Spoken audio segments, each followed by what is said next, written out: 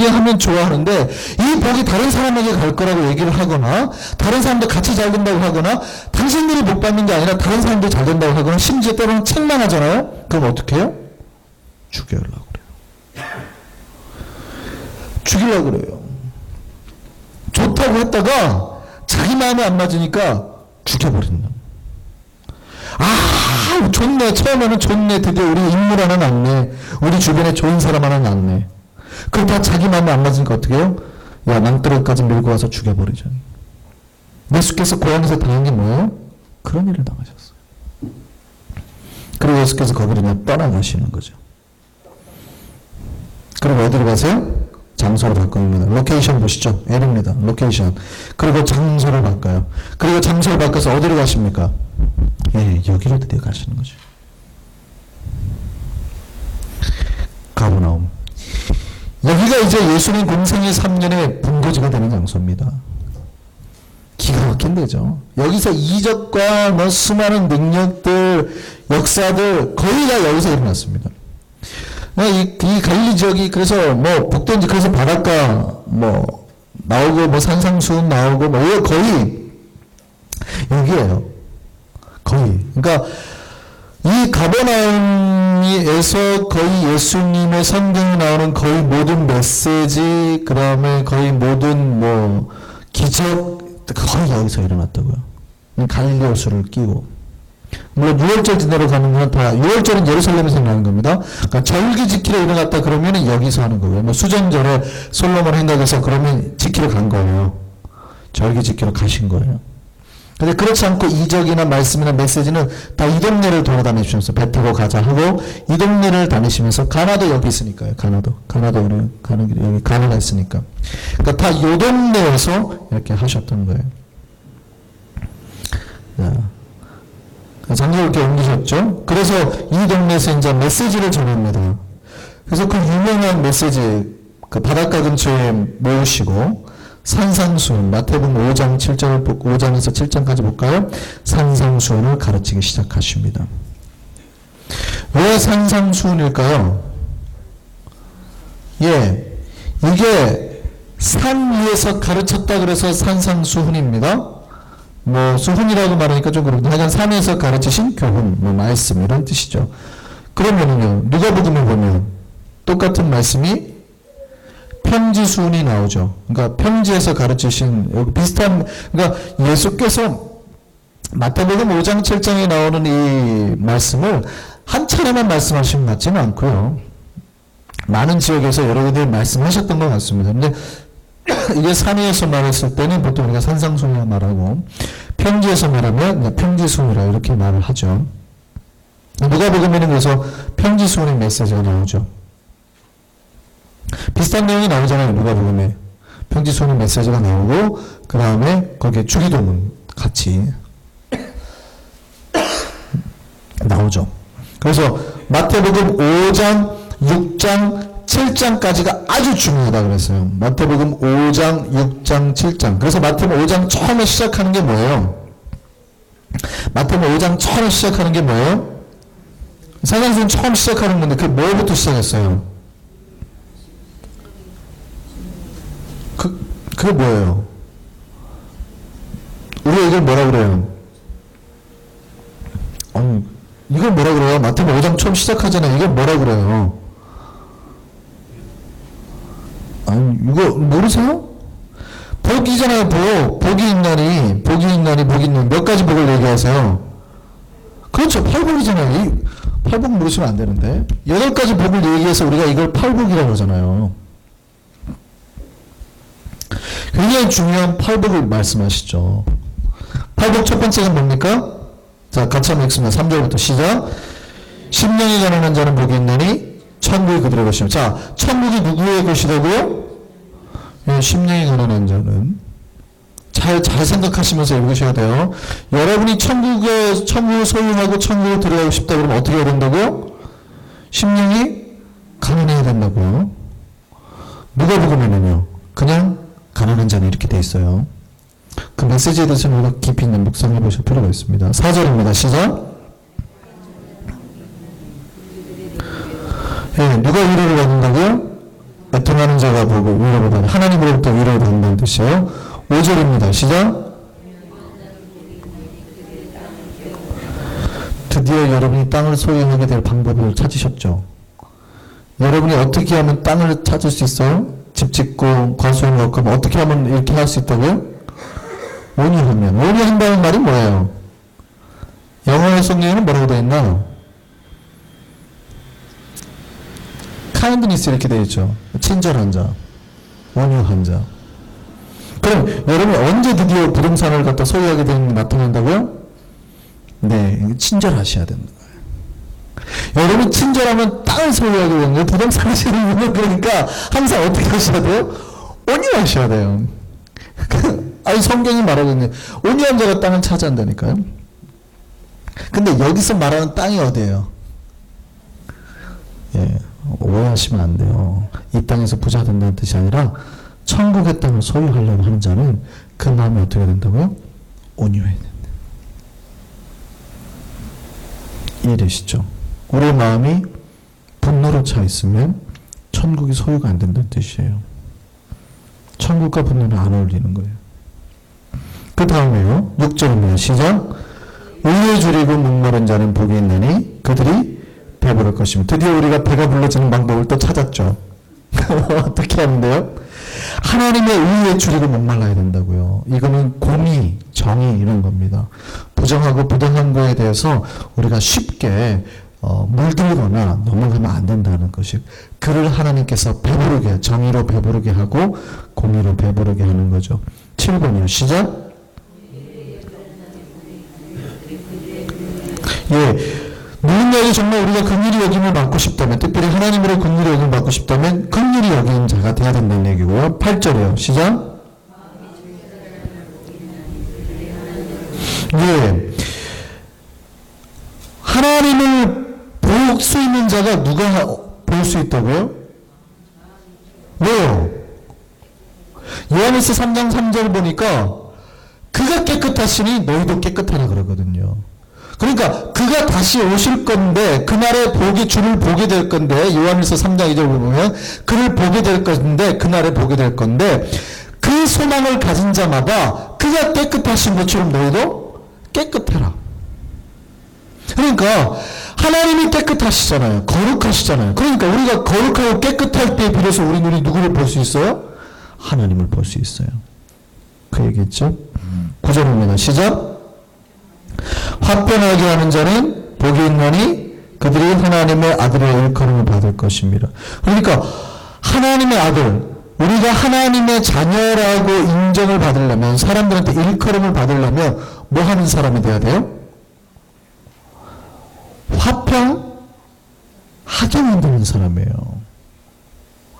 분열되고 갈등이 일어나는 곳에 내가 들어가서 그들을 화평하게 만들 때에 내가 하나님의 자녀로 그들로부터 불러움을 받는다고요. 내가 항상 화평한 곳에 거할 때가 아니에요. 내 앞에는 항상 분열이 있고 갈등이 있고 싸움이 있어요. 근데 내가 들어가면 그들이 화평해져요. 평화로워 좋아요. 안 싸우게 돼요. 그럴 때 사람들이 나를 뭐라 그래요? 주의 자녀로 부른다고요. 여러분의 하나님의 자녀로 불리우는 방법은 뭐라고요? 여러분이 있는 곳마다 화평의 역사, 평화의 역사 일어날 때. 이게 팔복이에요. 굉장히 중요한 말씀을 하시잖아요. 다시 한번 마지막 천국을 또 말씀하십니다. 뭐라고요? 10절 시작. 예, 지금 팔복은 다 천국에 관계되는 메시지예요. 근데 어떤 사람이 천국을 간다고요? 하나님의 의를 지키기 위해서 다른 사람들로 핍박을 받을 때,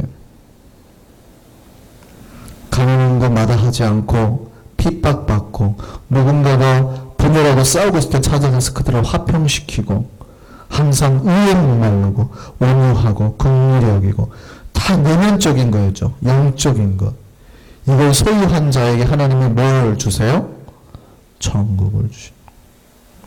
이게 산상수훈의 시작입니다.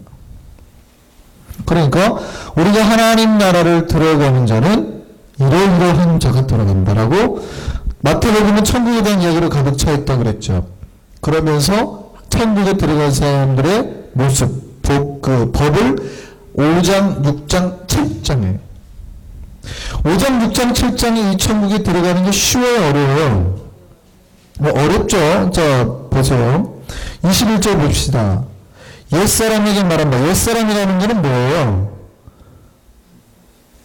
출애굽기 20장에 있다는 얘기예요. 그러니까 쉽게 말하면 십계명에 살인하지 말라가 몇 번째 계명입니까? 오호, 십계명 모두에서 살인하지 말라가 몇 번째 계명이에요? 예? 어허, 큰일 났네. 아, 십계명 모두 있으면 어떻게 안 지킨다는 얘기가 돼요. 십계명 살인하지 말라가 몇 번째 계명이에요. 자, 하나님과 관계된 계명이 몇 번부터 몇 번까지예요? 1번에서 4번까지예요. 사람과 관계되는 거는요. 5번에서 10번이에요. 그럼 5번이 뭐예요? 부모 공경하라고. 이게 가장 크다고요. 부모 공경하라. 그럼 6번째가 뭐예요? 살인하지 말라. 그래서 6살, 이런 6살을 뭐, 그럴 때 이렇게 외우는 거예요. 6살. 7번째가 가늠하지 말라. 8번째가 도둑질하지 말라. 그러면 9번째, 10번째가 이웃의 뭐 소유나 여인의 이렇게. 그러니까 첫 번째가 부모예요. 중요한 게, 제일 중요한 게. 그 다음에 6살, 그 다음에 7 가늠. 이렇게 가는 거예요. 외우셔야 돼요. 그러니까 옛사람에게 라고 써있을 때 앞에 각주 달려있습니까? 안 달려있습니까? 달려있나요? 옛사람에게 말한 바. 이게 뭐예요? 출애굽기 20장 13절 말씀이에요. 옛사람에게 말한 바. 그러니까 옛사람이 모세가 너희에게 가르칠 때는 살인하지 말라고 했지. 근데 예수께서 이 계명을 더 강화시키는 겁니다. 단지 사람을 죽이는 게 아니라 너희가 뭐 할 때 22절 보세요. 너희가 뭐 할 때 형제에게 노하거나 또 형제에게 뭐라고? 라가라고. 유대 히브리 요게 욕하는 거예요. 라가라고 하거나 그 다음에 미련한 놈이라고 하면 지옥불에 들어가리라. 이게 더 나쁘다는 얘기예요. 그러니까 지금 내면적인 것까지 급상승시켜요. 굉장히 열받아갖고 저놈을 죽이고 싶은데 내가 네 죽이면 감옥 가니까 안 죽인다. 이렇게 해가지고 살인하지 않는 게 아니라 그 내면에 이미 미워하고 동기가 발현이 됐으면 비록 내가 살인하지 않더라도 하나님은 살인한 걸 받아들이겠다. 예수님이 훨씬 율법을 구약보다 신약이 율법이 더 세지는 겁니다. 많은 사람들이 에휴 구약 사람들은 불쌍해. 신약은 은혜의 시대야. 막 예수님은 은혜의 시대 이렇게 생각하는데 정반대입니다. 구약의 율법은 그래도 지키면 돼요. 신약은요. 내면적인 것까지 안 지키면은 안 되는 거예요. 그러니까 신약의 율법은 훨씬 센 겁니다. 여러분이 예수를 믿고 난 다음에 여러분한테 지켜야 될 윤리가 훨씬 더 세요. 구약보다. 많은 분들이 착각하세요. 구약의 율법이 세고 뭐 하나님의 성소에 들어가기만 다 죽고 제사장만 원래 들어가요. 그게 아무도 안 들어가요. 법대로만 하면 된다고요. 훨씬 구약은. 근데 신약은 법의 문제가 아니라 내면이 이미 틀어져 버리면 법을 안 지키는 게 되니까 신약이 훨씬 세요. 그러니까 예수님 뭐라고 그래요? 내가 너에게 새 계명을 주노니. 예전에는 서로 사랑해라 그랬어요. 어떻게 해요? 예전에는 그냥 네 이웃을 네 몸처럼만 사랑하면 돼요. 내가 너에게 새 계명을 주노니 어떻게 해라?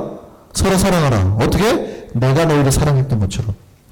예전에는 내 이웃처럼. 아니 나도 저 사람 괴롭히면 힘들고 그러니까 뭐 저 사람도 내가 힘드니까 괴롭히지 말아야지. 이건데, 이제는 어떻게 해요? 내가 누군가 나를 욕하고, 채찍이 맞고 때려도 예수께서 사랑하셨던 것처럼 사랑하라고 그러잖아요. 그러니까, 강화시키는 거예요, 훨씬. 신약의 율법이 훨씬 어렵습니다. 갑자기 막 절망하기 시작하는데요, 다들 막 절망하기 시작하는데요. 그러니까, 이 법을 지킬 수 있는 건 누구라는 거예요? 천국에 들어갈 사람만. 그럼 천국에 들어갈 사람은 어떤 사람이 되는 거예요? 절대 우리의 의와 힘으로는 들어갈 수 없어요. 여러분 매일 기도해야 될 게 뭐냐면 성령, 주님의 임재. 하나님이 이 안에 들어와야 이거 할 수 있다는 걸 여러분이 철저히 고백하지 않으면 아무도 할 수 없어요. 아무도. 매일매일 분노가 나는데 어떻게 합니까? 그 분노가 날 때마다 기도하고 하나님의 능력을 찾고 하지 않으면 아무도 할 수 없다는 뜻이에요. 그러니까 우리가 하나님의 임재와 능력을 입을 때만 할 수 있다는 얘기예요. 천국은 그래야 들어갈 수 있는 거고요. 그래서 쭉 얘기하잖아요. 그러니까 막 힘들다 하고 27절 보세요. 또 뭐 하지 말라는 걸 들었느니 가늠하지 말라 하였다는 걸 너희가 들었느니 이건 뭐예요? 이것도 똑같아요. 출애굽기 20장 14절 7번째 계명 간음하지 말라. 근데 나는 너희에게 말하노니 간음이야 간음이 아니라 음욕을 벗고 여자를 보는 자마다 이심이 가능했다. 그러니까 내면을 또 말하신 거예요. 내면.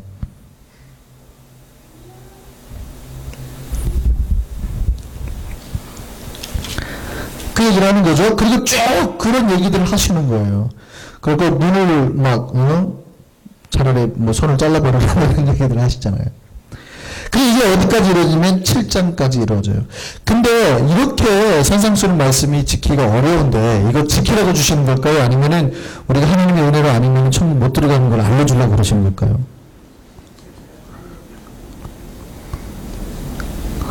헷갈리죠? 어차피 우리가 못 지키니까 마음 편하게 못 지킬까 알고 주신 걸 거야. 그러니까 기도하라고 주신 거지. 그죠? 이렇게 하면 우리가 좀 편하죠? 그렇게 많이 설교를 또 하시고. 그러면 하나님은 이걸 우리가 못 지킬 거 뻔히 아니까 기도해가지고 은혜를 구하라고 주신 걸까요? 아니면 그럼에도 불구하고 지키라고 주시는 걸까요? 요한복음, 마태복음 7장 끝에 보세요. 이게, 자, 24절부터입니다. 24절. 그러니까, 20절부터입니다. 20절, 21절. 그러므로, 시작. 그러므로 그들의 열매로 그들을 알리라. 그러니까 그들의 열매로 그들을 안다는 얘기예요. 21절 시작. 나더러 주여 주여 하는 자마다 다 천국에 들어갈 것이 아니요 다만 하늘에 계신 내 아버지의 뜻대로 뭐 하는 자마다. 네. 지금 이게 거의 결론 부분이거든요. 산상수훈의 결론이에요. 5장, 6장, 7장까지 가니까.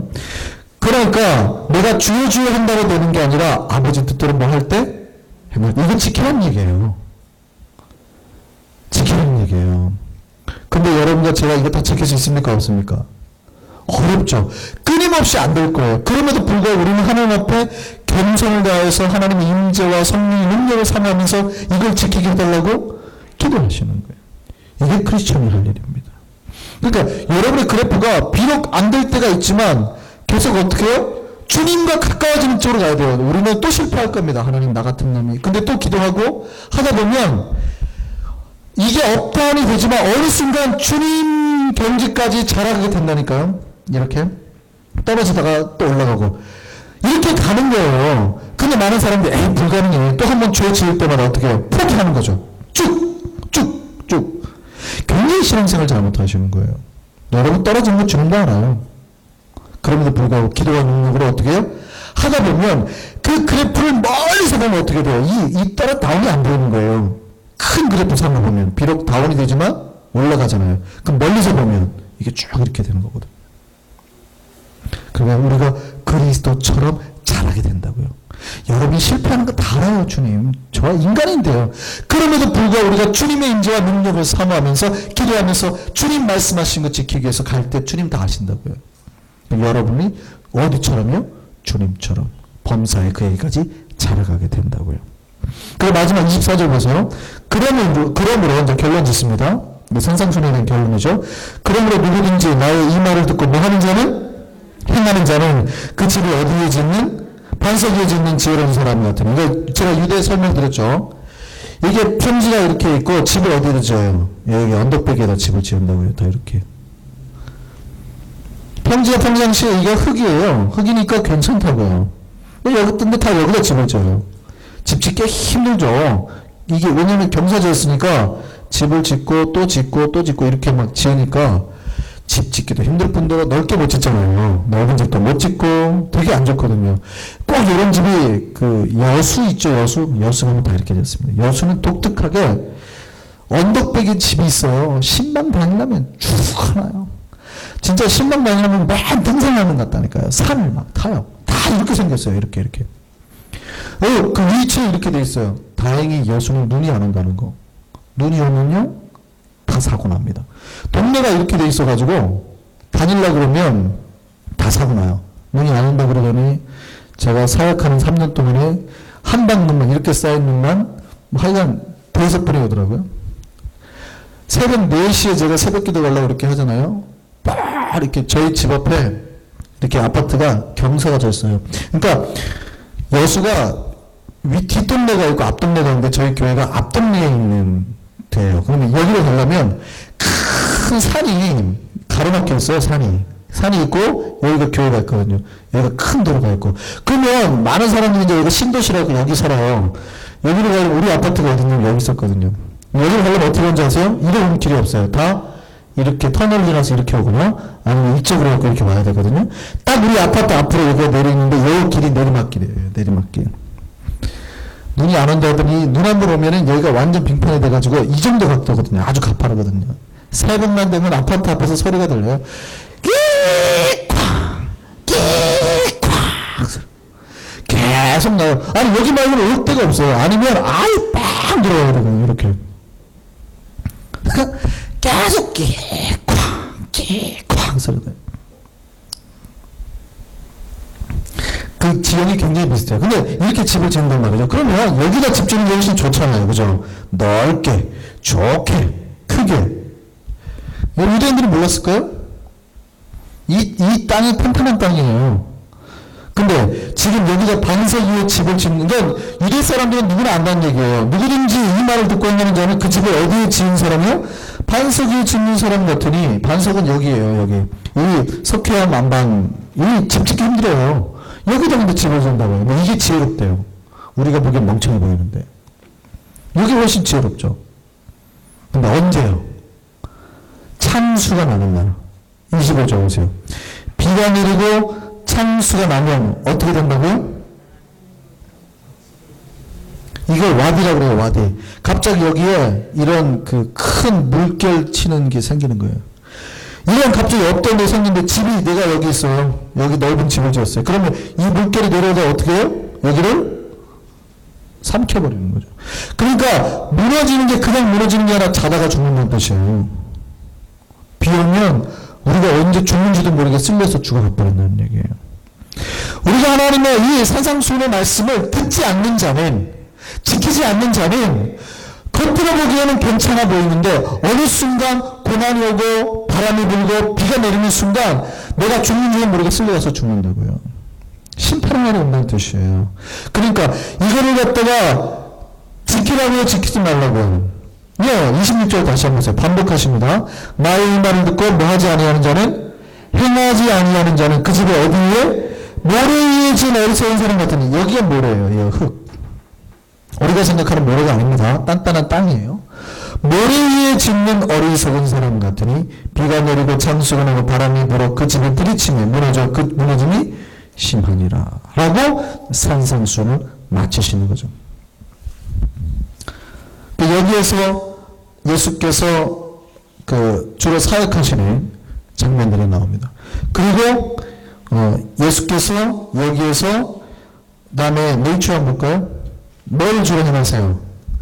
능력들, 기적들을 하는 거죠. 갈릴리, 가버나움 이쪽에서 수많은 기적을 행하셔서 자연을 압도하고 능력을 나타내고 이런 기적들을 보이시죠? 시간이 없으니까 오늘 다음번에 다시 여기서부터 하겠습니다. 그래서.